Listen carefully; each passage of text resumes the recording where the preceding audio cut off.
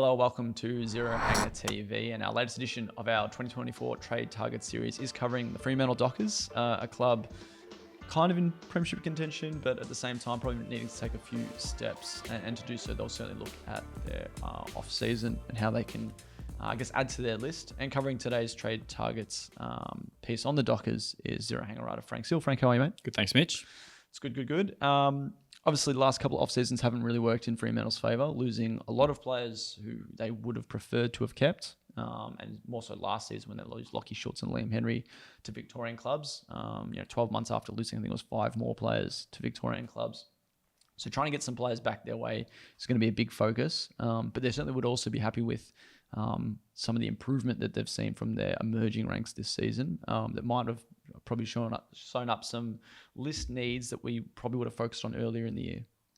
Yeah. Josh Tracy, one of them. Hayden Young, another one of them. But Josh Tracy in particular, they've unlocked him in that forward line. He could be an absolute gem. 21 years old, crashes packs, takes clunks, runs hard, works at ground level, kicks straight. Freo should absolutely build that forward line around him. And with Jai Miss there, he could be the ideal second man, which brings us to one of the first targets, potentially, if they could add fellow West Australian Logan McDonald. If they were to add him in, that creates some really competitive selection headaches up forward, especially if they keep Sean Darcy and Luke Jackson continues rolling inside 50. So a good problem to have if they were to bring in a player like that. Yeah, it could be too much of a problem. Like you talk about tall forwards and how many is too many. We've seen some clubs, go with kind of the 4, and it can work. And it certainly would be pretty formidable for the Dockers if they have Tracy, Amos, and McDonald as the spearheading 3. And then I guess, like you said, Luke Jackson wouldn't be in there full time. But I guess maybe it's not an ideal world, but if they traded Darcy out for the same type of capital that they that to use to get McDonald, that could certainly be a big win-win. Tracy can still probably be that next backup ruck option. Jackson full-time ruck. There's a lot to play then. And in saying that, very unlikely given how they've wanted to have Darcy as that number 1 ruckman and re-signed him for the long term as well. So it would be interesting if they were still interested in McDonald, as they kind of flagged last off season. They've got the picks for it, and then that's probably an area. He's probably a focus of why they got in some extra future picks for the 2024 drafts. So the interest could still be there. It certainly would remain even if McDonald signs on for a couple of years, and they'll be keeping tabs for sure. But like you said, Tracy has probably been a bit of a help to them. With the level of footy he's playing, it's probably changed their list management thinking a little bit. But yeah, you'd have to think McDonald is still a target for them in some regard. Moving on to the second name, another WA boy who certainly could be considering a move back home is Liam Baker.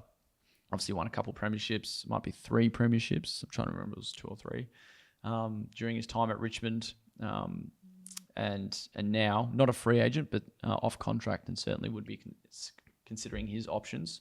Freo being probably joined by West Coast in being heavily interested. Obviously, Richmond want to keep him, but the Dockers probably have the best trade hand with their 3 first-round picks, which would give them an advantage. But it's probably his versatility that they would like the most, just given the amount of roles he can play. Yep, obviously West Australian. The rumours are swirling, along with Shai Bolton, but I think Liam Baker is mainly the one there.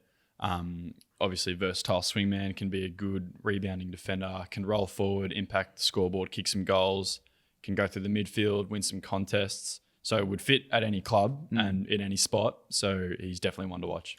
Yeah, interesting what kind of value or what kind of picks you might give up. The Dockers have their own first-round pick as well as Collingwood and Ports. Ports could be worth some value. Their own could be worth some value. Collingwood's maybe a bit less, but would they need to give up 2 of them, and the 2 later ones more likely, or maybe it's just the earliest one that they have?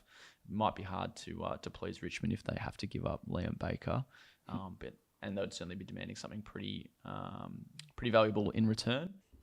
Another WA boy on our list, and one who's off contract and eligible as a free agent, is Cam Zurhaar. One who hasn't had a lot of rivals, named as potential suitors for him this year, but has certainly had questions raised whether it'll stay at Arden Street or potentially move elsewhere. And you'd have to think that both WA clubs would have his name on their whiteboard.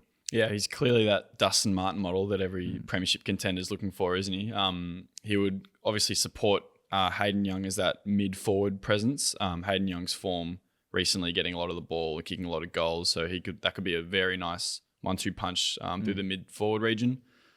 He could be happy at North Melbourne now that they've displayed a bit of good form and look like the future's bright, and will clearly warrant a big deal. So he's one of the big potential movers in the off-season to watch. Yeah, I don't know if like a club like Freo would want to give up both a large salary and draft capital at the same time for someone like Cam Zurhaar. Like if they can send a sizable bid that isn't matched, that's certainly the dream scenario where they don't have to give up any trade capital just as is restricted. So the Roos can have the chance to match any bid and force a trade, but I don't think they'd want to be offering a large deal and then looking to cough up some draft picks. So ideal world for them is they get an offer to Cam Zurhaar that beats out all the rivals, but probably isn't in the realm of which the Roos would be matching. So a bit of a hard one for them to consider, but certainly a name that they would have in their sights given his ties to WA and his contract status. Another one as well, WA boy who's playing in Victoria, who's unsigned, who we've mentioned before in our trade target series, is Riley Garcia. As mentioned, a product from across the Nullarbor, who's now at the Bulldogs, not currently in the senior side after falling out of favour a little bit, but has shown some pretty good form this year as a mid-forward rotation for the Dogs. They do have a lot of them, and I think he's one that certainly put his hand up to show that he's worthy of a new deal. But whether that's at the Dogs or potentially elsewhere is something that we have to keep an eye on. Yep, it would work well as a small forward joining Fremantle, given they've lost Lockie Schultz recently, and with Michael Walters getting on a bit. Adds depth and potential more than anything, but definitely probably won't impact premiership success immediately, but could be one for the future to help them out, and definitely one to watch in the off season. Yeah, certainly more of a role player like Sam Swiatkowski, Michael Frederick, been some really good small forwards for them and will be for some time. But like you said, player that can at least add some depth, might be more comfortable back home, but certainly wouldn't rule him out of a best 23 spot for sure. Now, the last one's a bit of a different one. We've done this a couple of times in our trade target series, and less focus on a player in particular, but more of maybe a trade/draft strategy plan. And that's something that the Fremantle Dockers certainly should be considering. We've mentioned that they've got those 3 first-round picks for this year, and that might have been to lure Logan McDonald back home. Now, with McDonald maybe less of a necessity for them, do they look to the draft for this year in a crop that certainly is pretty well balanced and they could do quite well of?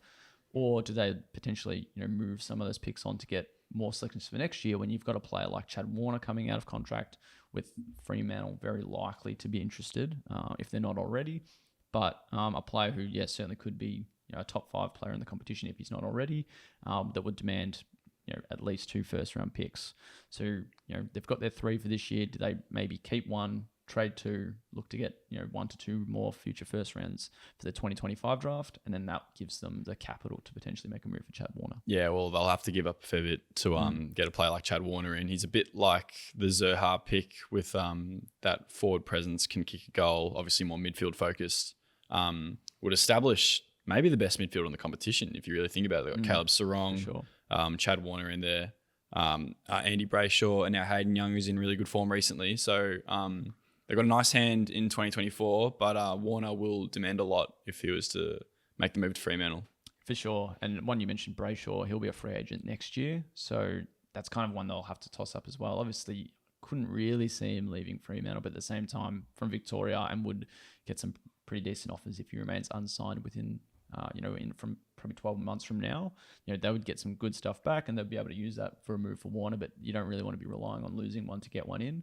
And certainly what you want to have is your ducks all lined up pretty proactively. And in doing so, they certainly could look at getting some future first round picks in, as they did to try and get McDonald this year, which now it's pivoted. They can use that kind of early move and get maybe a couple extra first round picks for next year. That'll wrap up our trade targets for Freo. Next on our list is Geelong, and you can catch all of our trade targets pieces on zerohanger.com.au.